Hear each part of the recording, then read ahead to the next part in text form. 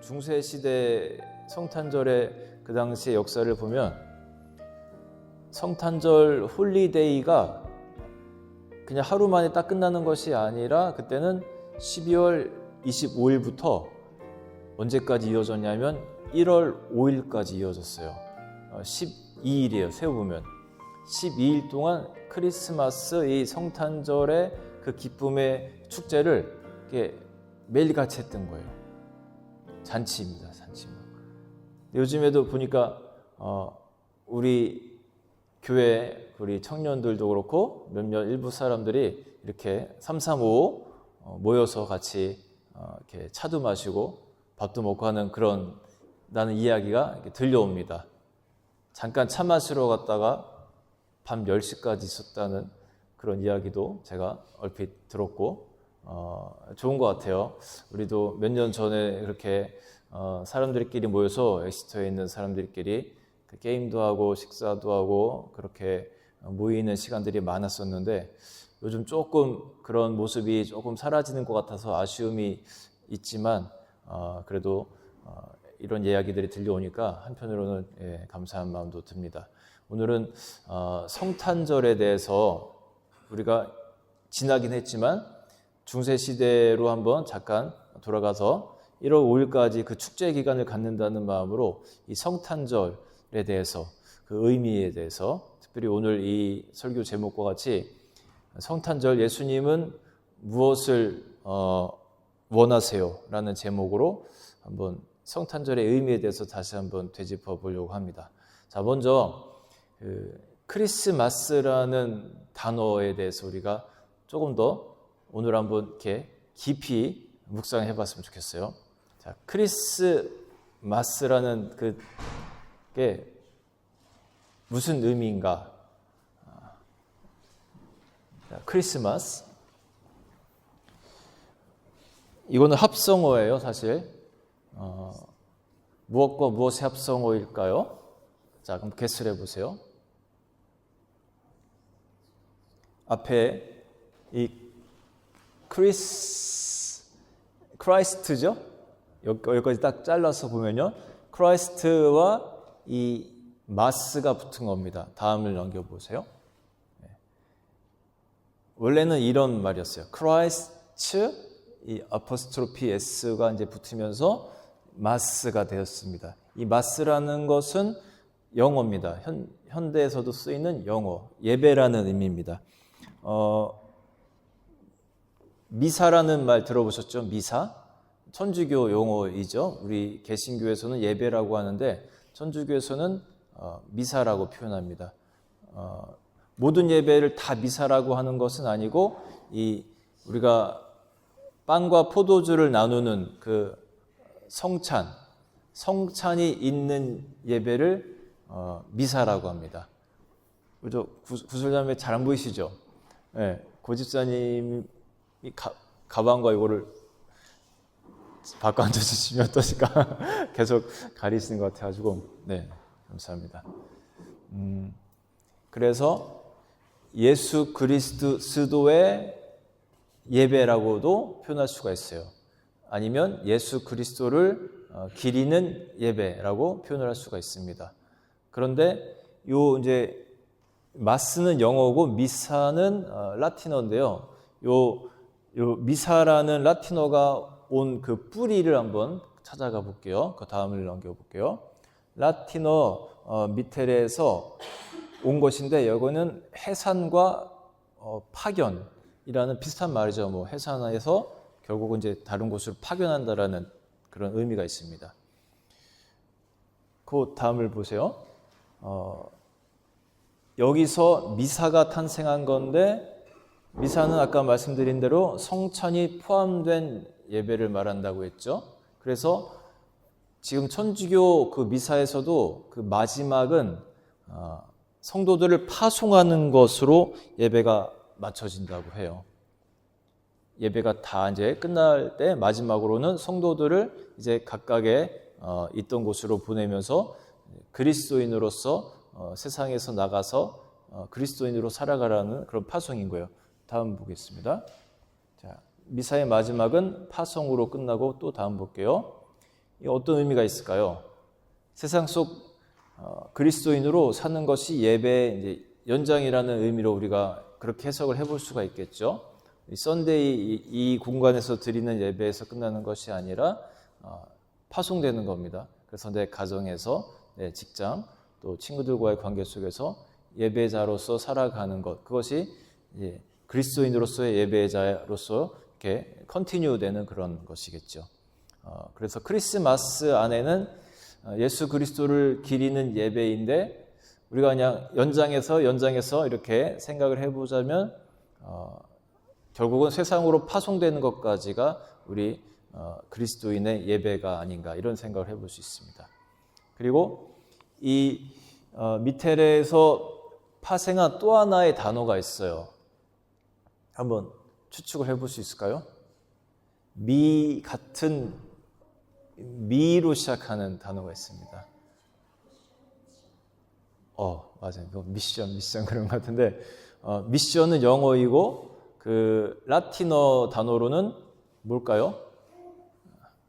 넘겨보시면 미시오입니다. 미시오.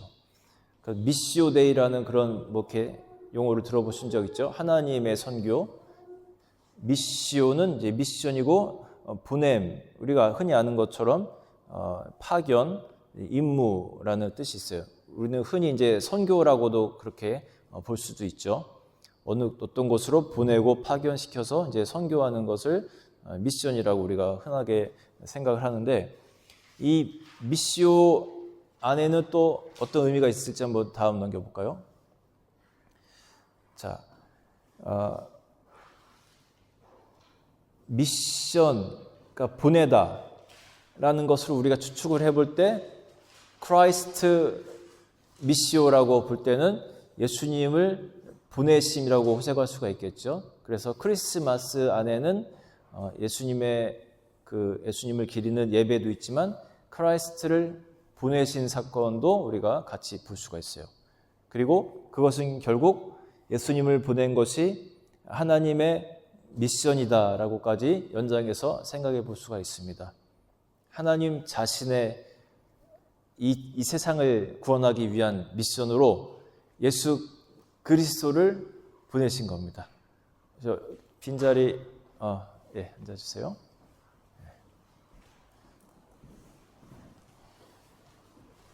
그래서 크리스마스라는 단어를 우리가 지금까지 그냥 크리스마스, 해피 크리스마스 이렇게 하면서 그냥 인사하면서 노래하면서 살아왔지만, 이 안에는 우리 그리스도인의 일상에서의 예배, 교회 바깥을 넘어서는 일상에서의 예배의 의미가 담겨 있고, 또 하나님의 미션, 예수 그리스도를 보내신 사건, 우리를 위해서 이 낮은 땅에 우리와 똑같은 몸으로 우리를 보내신 하나님의 미션을 한번 생각해 볼 수가 있습니다. 자, 용어는 이제 크리스마스라는 용어는 이렇게 우리가 한번 생각해 볼 수 있고요. 그리고 오늘 본문을 한번 다시 넘겨볼게요. 우리 누가 한번 읽어주실까요? 자, 우리 산이가 한번 읽어줄까요? 요셉도 다윗의 집 족속이고 갈릴리 나사렛 동네에서 이들을 향하여 베들레헴에 하는 다윗이었고, 그 아내가 마리아와 함께 후적하러 올라가니 마리아가 이미 잉태하였더라. 거기 있을 그때 해산을 날이 차서 첫 아들을 낳아 강목을 싸서 그에 드렸으니 이는 여관에 있을 곳이 없으니라. 네. 자, 성탄절 이제 예수님이 태어나실 때 어떤 일이 있었냐면, 이 당시에는 어떤 나라가 세계를 제패하고 있었습니까? 로마 시대죠. 로마의 아우구스투스 그 황제가 이제 영을 내립니다. 어떤 영이냐면 이제 그 인구조사를 실시하기 위해서 각 사람들이 태어난 곳으로 가서 등록을, 레지스터를 제대로 하라는 그런 명령을 내립니다. 그래서 이 요셉도 원래 살던 곳은 갈릴리 저 윗지방이었어요. 그런데 자기가 태어난 지방인 이 유대 지방의 그 베들레헴이라는 곳으로 가야 했습니다. 아기가 이제 배어 있는 상태로 그 무거운 몸을 끌고 마리아와 함께 이 갈릴리에서 베들레헴까지 내려간 거였어요. 이제 호적을 하러 이제 간 겁니다. 여기 올라가다라고 표현을 하는데 이스라엘에서는 이 예루살렘이 중심이기 때문에 예루살렘으로 이제 올라간다라고 표현을 합니다. 우리가 서울로 올라간다고 하는 것처럼 그렇게 해요. 그때 간 곳이 여기 보니까 나사렛 동네에서 유대를 향하여 베들레헴이라는 다윗의 동네로, 여기가 다윗의 동네이기도 해요. 그 이스라엘의 두 번째 왕인 다윗이 또 태어난 곳이기도 합니다. 그러다 보니까 다윗의 족속이 아무래도 사람이 많죠. 그러니까 사람들이 다 자기 고향으로 돌아가니까 그곳이 베들레헴이 막 북새통을 이뤘을 겁니다. 그러니까 막 문을 두드려도 어디 하나 이렇게 더 이상 받아줄 만한 곳이 없는 거예요. 그 베들레헴, 여기 나오는 베들레헴이라는 동네의 이 뜻도 재밌습니다. 어떤 뜻이 있을까요? 베들레헴이라는 히브리어 안에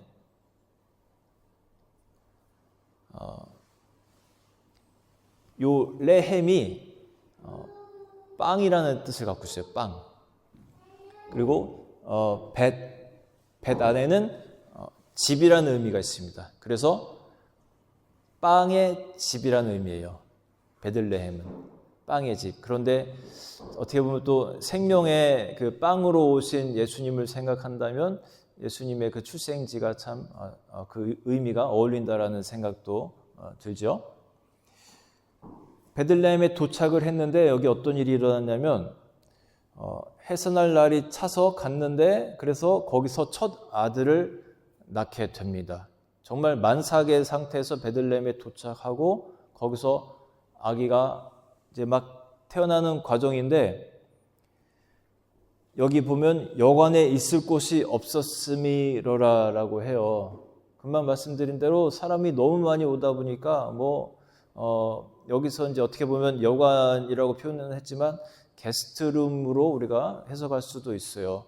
그때 정말 예수님이 찾아가신 곳이 그 상업적인 여관이었는지 아니면 친척의 집이었는지 정확하지는 않아요. 어떤 학자들은 아마도 친척 집이었을 것 같다라고 생각하는 분들도 있어요. 그런데 그 이스라엘 사람들의 그 가옥의 형태를 보면 아주 부잣집이 아닌 이상 그러니까 동물을 키우는 축사랑 사람이 거주하는 그 공간하고 그렇게 분리가 잘 되어 있지 않았다고 합니다. 밑에는 축사가 있고 위에는 사람 사는 그런 형태로 그렇게 가옥들이 많이 형성이 되어 있었다고 해요. 아마도 친척 집을 방문했을 가능성이 높은데 더 이상 들어갈 방이 없으니까 그러면 여기서라도 지내시오 하면서 아마도 그 어떤 축사를 내주었을 가능성을 우리가 생각해 볼 수 있어요. 그때 구유에다가 이렇게 그 막 태어난 아이를 놓습니다. 사람들은 보통 이제 말구유라고 표현을 하는데 말인지 그게 무슨 염소구유인지는 그것도 몰라요. 정확하게 표현되어 있지 않습니다. 그런데 이스라엘에 그 당시 말이 흔하지 않았기 때문에 한때는 이집트에서 막 수입을 해올 정도로 귀한 것이 말이었거든요. 그래서 말일 가능성은 사실 좀 낮습니다. 그리고 그 당시의 구유는 우리 생각 속에서는 나무로 이렇게 만들어졌을 것이라고 생각하는데 사실 이 당시의 구유는 돌이었을 가능성이 또 매우 높아요. 그러니까 그 차가운 구유에다가 지푸라기랑 이렇게 헝겊이랑 해가지고 그 아기 예수를 눕혔을 가능성이 매우 크죠.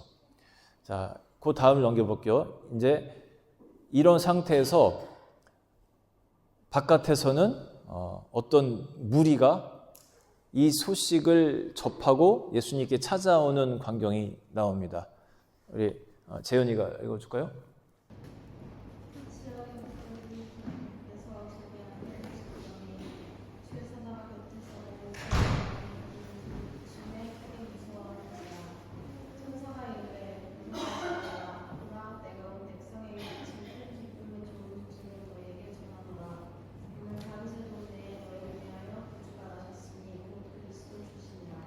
아멘. 자, 이 구유가 있는 곳에서는 막 이제 아기가 막 태어나가지고 얼마나 또 정신이 없겠어요. 그 추운 날. 그런데 이 바깥에서는 어떤 일이 있었냐면 그 지역의 목자들이 베들레헴에 있었던 그 지역의 목자들이 밤에 밖에서 자기 양떼를 지키더니라고 합니다.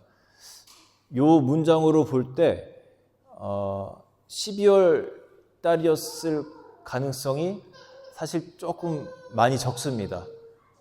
그렇게 추운 날씨는 아니었을 거라고 추측을 해요. 그래서 사람에 따라 좀 다르지만 한 4월 정도 되는 날씨가 진짜 크리스마스 시즌이었을 것이다라고 추측을 합니다. 이제 크리스마스 그 12월 25일에 대해서 뭐 이렇게 말씀드리면 더 길어지기 때문에 그 부분은 또 다음에 기회가 있을 때 한번 말씀드리도록 하고, 자, 아무튼 제 생각에는 이제 봄이었을 가능성이 높은데 이 베들레헴에서 양떼를 지키던 목자들에게 예수님의 그 뉴스가 전해지죠. 주의 사자가 곁에 서고 주의 영광이 그들을 그 목자들을 두루 비춤에 그들이 크게 무서워했다고 합니다. 막 호로와 같이 무서워 떠는 것이 아니라 여기서는 어떤 경외감 같은 것이 있었겠죠. 천사가 말합니다. 무서워하지 말라. 보라, 내가 온 백성에게 미칠 큰 기쁨의 좋은 소식을 너희에게 전하노라. 이 다윗의 동네에 너희를 위하여 구주가 나셨으니 곧 그리스도 주시니라. 여러분, 이 소식이 전해진 사람들이 지금 신분이 뭐예요? 목자들입니다. 목자들. 그 당시에 목자들은 증인으로서도 채택이 안 되는 사람들이었어요. 채택이 안 되는 사람들이 또 다른 부류가 있는데 그 당시는 그랬어요. 여성들도 그랬습니다. 최하층민이 세리와 창녀와 같은 무리들이었고, 그 당시 계급이라기보다는 사회 계층을 10에서 15계층 정도로 나눴다고 하는데, 세리와 창녀가 맨 밑바닥의 사람들로 그렇게 분류가 되었고, 그 바로 위가 이 목자들이었습니다. 그만큼 사회적으로 좋은 시선을 갖고 있지 못하던 사람들입니다. 그러니까 도둑질도 많이 할 수밖에 없는 사람들이었어요. 양들을 먹이려고 하다 보니까 다른 사람 그 경작지에 들어가서 몰래 풀어놓고 막 먹이고 도망쳐 나오고 막 그런 일을 이렇게 했던 사람들입니다. 그런데 그런 사람들에게 뭐라고 그래요? 이 무슨 소식? 온 백성에게 미칠 큰 기쁨의 좋은 소식을 그 목자들에게 전한 거예요. 증인의 역할을 할 수 없을 만한 그런 사회 계층에 있는 사람들을 통해서 하나님은 그 복음을 그런 사람들에게 증거하신 겁니다. 그리고 또 증거를 할 수 없는 부류가 뭐라고 했죠? 그 당시는 여인들이었어요. 그런데 그 여인들에게 또 뭘 전했어요? 목자들에게는 예수님의 첫 탄생 소식을 전했다면 여인들에게는 부활의 소식을, 어떻게 보면 두 번째 탄생이라고 볼 수 있죠. born again. 두 번째 소식을 그 여인들에게 전해서 제자들에게 가서 전하게 했습니다. 하나님은 이렇게 어떻게 보면 더 고위층 사람들을 통해서 그 좋은 소식을 전할 수도 있었겠지만 그렇지 않았어요. 세상에 가장 천한 사람들을 통해서 주님의 그 메시지가 전해지도록 그렇게 하셨다는 겁니다. 우리는 이 스토리를 보면서 저는 그 연극이 잠시 떠올랐습니다. 빈방 있습니까? 라는 그런 선극이 있죠. 크리스마스 때가 되면 이제 공연을 많이 하는데 빈방이 있습니까?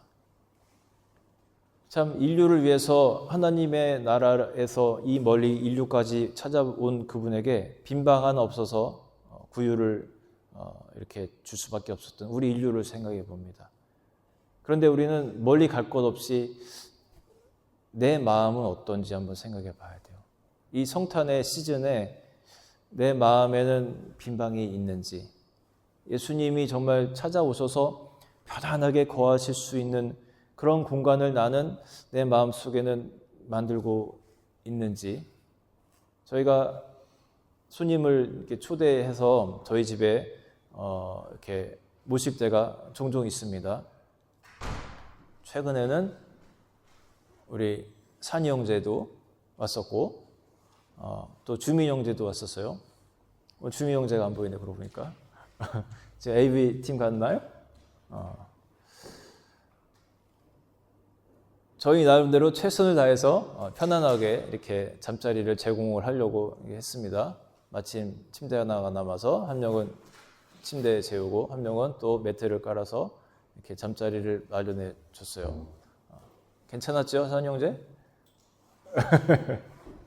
네, 좋았다고 표현해 줬는데, 또 한 번은 저기 다른 목사님, 사모님이 오신 적이 있어요. 그 교인들을 이끌고 우리가 몇 년 전에 그 독일에서 이렇게 교인팀 이렇게 초청한 적이 있는데, 저희가 이제 어떻게 저희 집에서 이제 한 3일인가 4일인가를 머무르시는 동안 어떻게 이 베딩, 이 플레이스를 할까 고민을 좀 하다가, 그래 그냥 편안하게 계시도록 우리 안방을 내드리자. 왜냐하면 안방에 그 화장실이 따로 있거든요. 그래서 눈치 보지 말고 편안하게 화장실도 쓰실 수 있도록 안방을 내드리고 그렇게 지내자 하고, 저희가 다른 이제 거실로 갔든가 하여튼 그래요. 그리고 이렇게 모셨죠. 굉장히 너무너무 고마워하시고, 자기의 안방을 내주는 그런 집이 잘 없을 텐데 어떻게 미안해 하시고 막 거절하시는 거 저희가 그냥 그렇게 쓰시라고 막 했던 기억이 있습니다. 사람에게는 우리가 그럴 때가 있어요. 관계가 있고 보이는 사람에게는 최선을 다해서 우리가 그 정 때문에, 관계 때문에, 또 여러 가지 그 이유 때문에 최선을 다할 때가 있습니다. 그런데 우리가 예수님을 대할 때는 구유를 내드릴 때가 얼마나 많습니까? 마구간을 내드리면서 하나님, 여기는 내 자리예요. 내 자리니까 침범하지 마세요 하면서 나의 중심, 가장 중요한 것은 내가 내드리지 못하고 그 주변부만 내드릴 때가 있을 수 있다는 겁니다. 예수님이 그러면 그 마음에도 거하시겠지만 또 다른 방으로도 찾아가시려고 하지 않겠어요? 정말 나를 따뜻하게 대해주는 그 사람을 향해서 또 찾아가시지 않겠나요?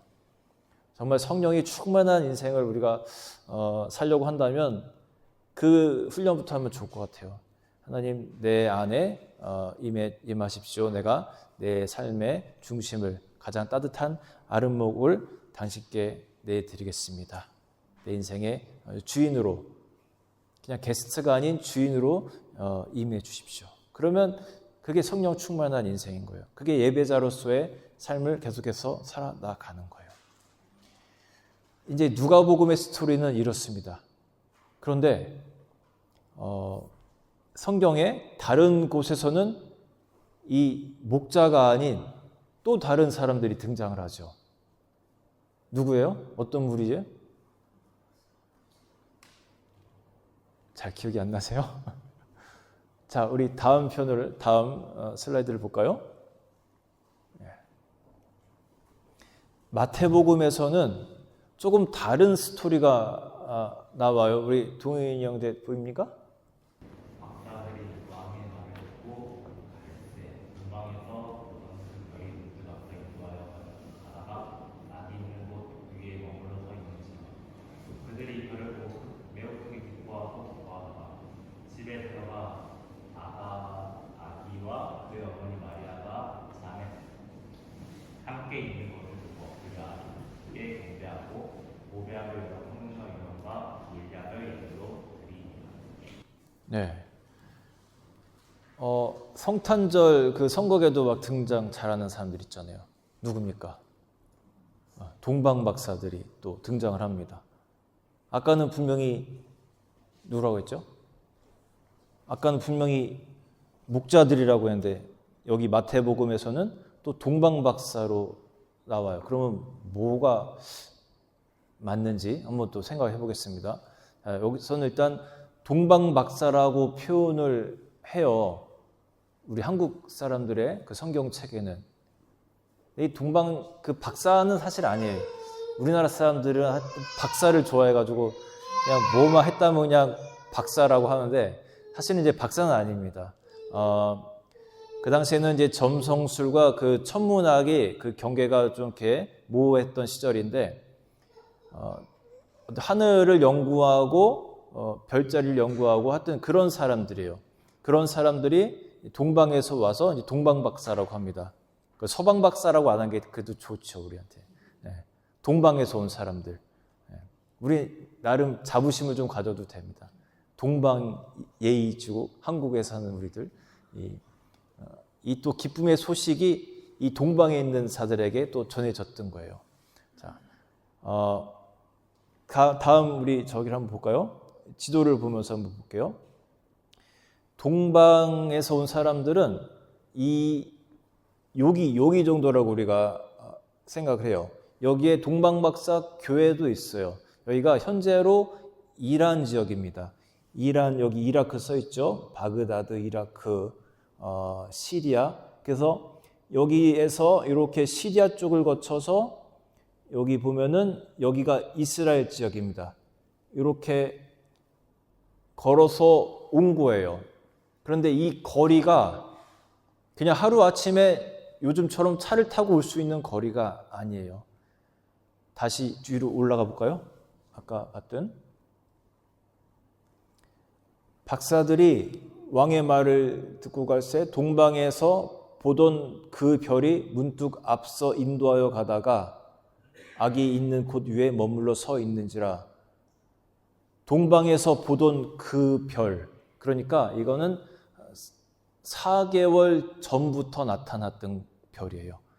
그러니까 예수님의 탄생 때 그 현장에 도착했던 사람들은 목자들, 그리고 그로부터 약 4개월 후에 도착한 사람들이 이 동방박사들로 우리가 생각을 할 수가 있어요.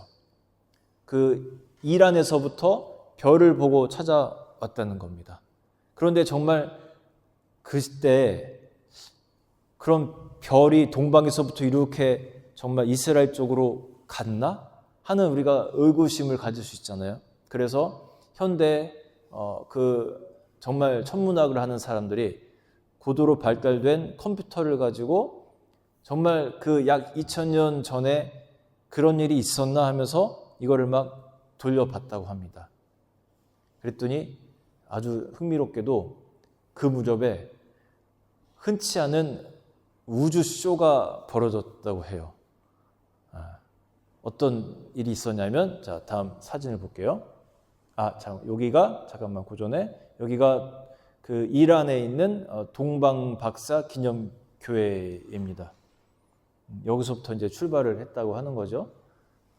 우리가 언제 한번 가볼 일이 있을지 모르겠는데, 좀 마음 같아서는 우리 그 이스라엘 출신 베주민 형제를 선두해서 이스라엘 성지순례를 한번 떠나면 어떨까 하는 생각도 해보는데, 그럴 날이 우리 교회도 있기를 한번 우리가 기획을 해보면 좋겠습니다. 자, 그 다음 볼게요. 그 당시 있었던 우주쇼. 이 행성, 이 별이 그 당시 이렇게 두 개가 이렇게 정말로 가까이 붙어서 움직였다는 거예요. 그런데 이거를 따로 이렇게 좀 더 가까이서 보면은 요것과 요것입니다. 요거 이제 큰 별이죠, 요게. 자, 요게 뭔지 혹시 아시겠어요? 요건 띠가 달려 있고. 뭘까요?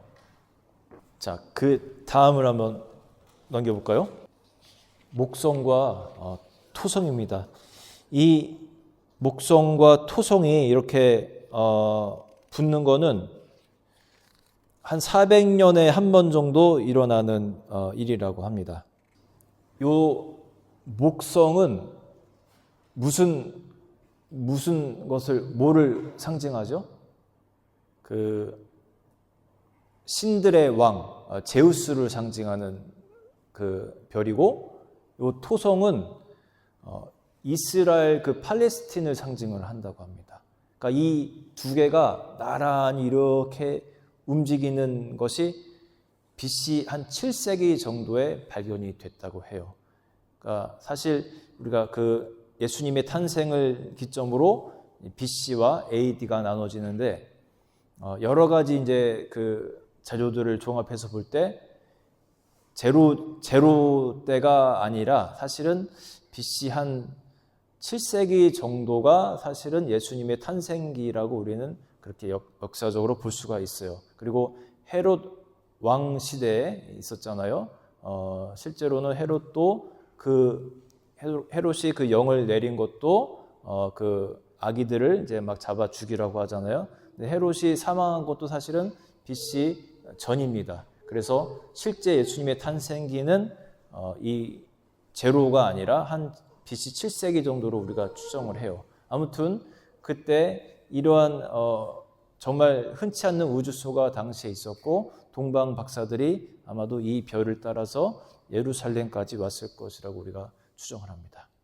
그런데 그때 그 동방 박사들이 예수님께 가져왔던 선물들이 있어요. 오늘 우리가 이 선물들만 한번 살펴보고 이제 말씀을 정리하려고 합니다. 자, 첫 번째가 뭐죠? 황금. 모두가 좋아하는 골드바. 골드바를 갖고 왔습니다. 첫 번째 선물이 그거였어요. 자, 골드는 어떤 의미가 있을까요? 골드는 그 당시 주로 왕에게 드려지던 선물이었습니다. 이 아기 예수의 탄생을 보면서 골드를 갖고 왔다는 것은 왕으로 내가 이분을 맞이한다는 거예요. 오늘 설교 제목이 그랬어요. 성탄절 예수님 무엇을 원하십니까? 그 당시 사람들은 이 골드를 갖고 갔다라면 우리도 그와 같은 마음을 한번 품어본다면요, 내가 실제로 골드를 갖고 가지 못하는 사람도 있겠지만 그와 같은 마음을 갖고 가면 되는 거예요. 주님을 왕으로 모시는 마음. 아까 내 인생의 아름목에 주님을 모시는 것과 비슷한 거예요. 정말 주님이 내 삶의 왕입니다. 그러면 나는 무엇을 드려야 돼요? 나는 순종하는 마음을 드리면 되는 거예요. 주님이 어떤 마음을 주실 때마다 따르지 못할 때도 있죠. 사람이 연약하기 때문에. 그러나 다시 정신을 차리고 내가 주님의 마음을 따라서 또 한 발자국 살아가는 것. 주님은 내 인생의 왕이십니다. 내가 주님의 종으로 오늘도 순종하겠습니다. 그 마음을 갖고 이 성탄절을 맞이하자는 거예요. 자, 두 번째 선물은 뭘까요? 유황이라고 하는 사람도 있고 유향이라고 하는 사람도 있고, 유황은 유황오리 막 구워 먹을 때 하는 그게 유황이고, 성경에서 말하는 거는 유향입니다. 유향이 어떤 거냐면 유향 나무에서 나온 그 진액 같은 거를 말해요. 나무를 이렇게 칼로 상처를 내면 거기서 진액이 나오잖아요. 유향 나무가 있어요. 한번 볼게요, 사진으로.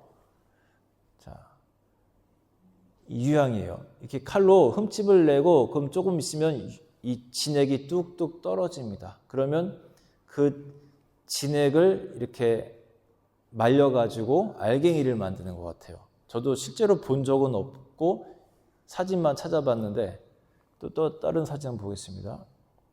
이런 식으로 이제 고체화 되기 시작하나 봐요. 시간이 지나면 또 다음 볼게요.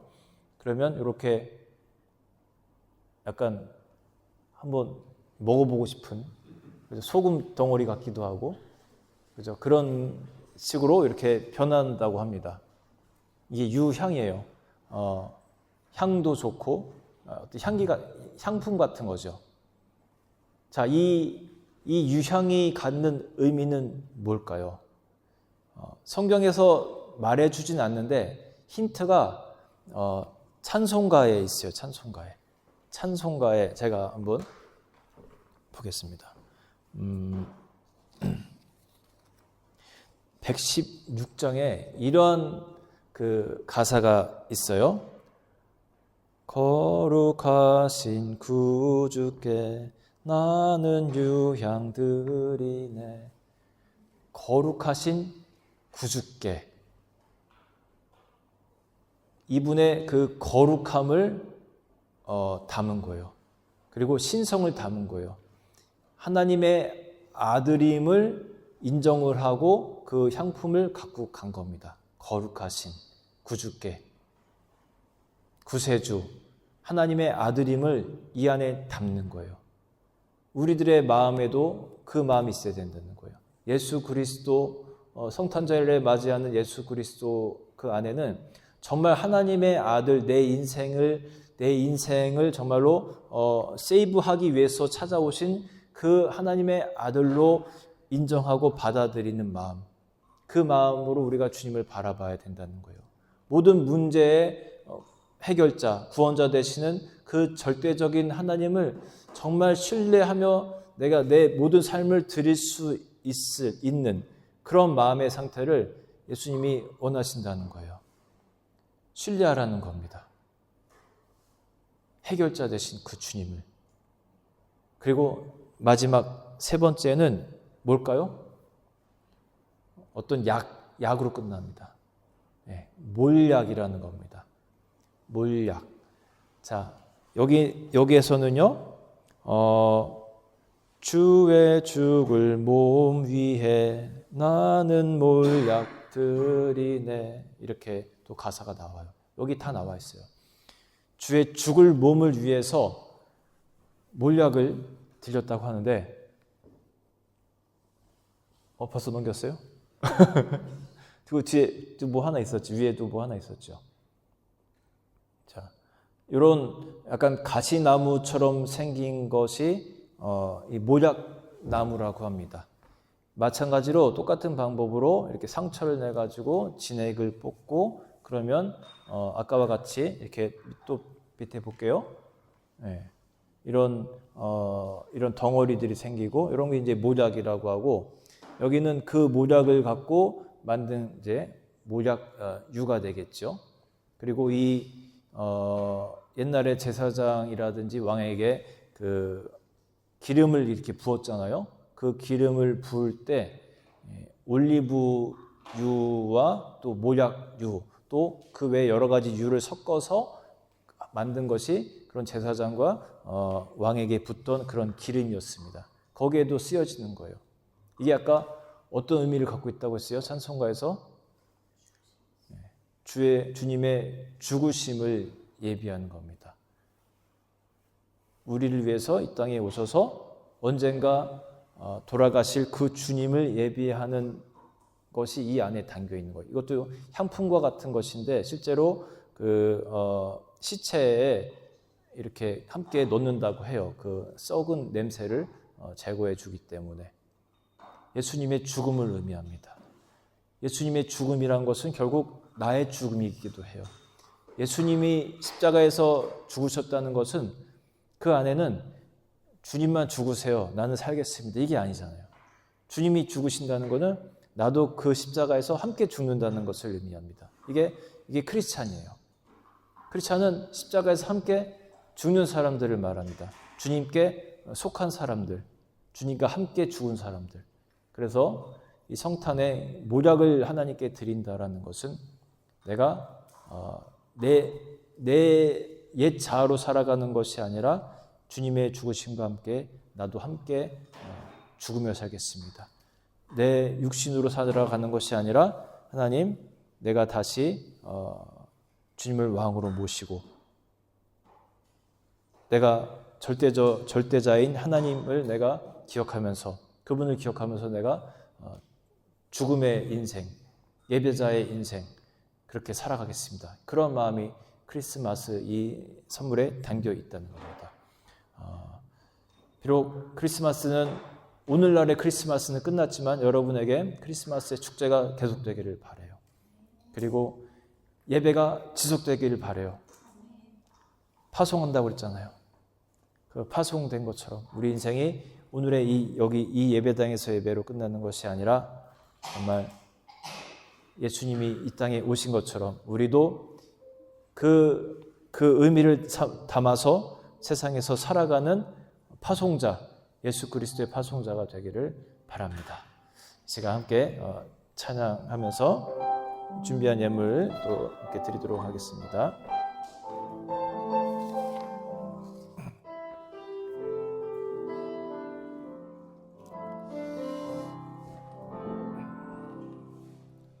나의 피난처 예수 의지해요. 나의 피난처 예수 의지해요. 나의 가는 길에 거센 바람 몰아쳐와도 나의 피난처 예수 의지해요. 나는 영원히 주님 사랑해요. 나는 영원히 주님 사랑해요. 세상 어떤 나의 사랑 끊을 수 없네. 나는 영원히 주님 사랑해. 다시 한번 전합니다. 나의 피난처 예수, 나의 피난처 예수 의지해요. 나의 피난처 예수 의지해요. 나의 가는 길에 거센 바람 몰아쳐와도 나의 피난처 예수 의지해요. 나는 영원히 주님 사랑해요. 나는 영원히 주님 사랑해요. 세상 어떤 것도 나의 사랑 끊을 수 없네. 나는 영원히 주님 사랑해요. 아바.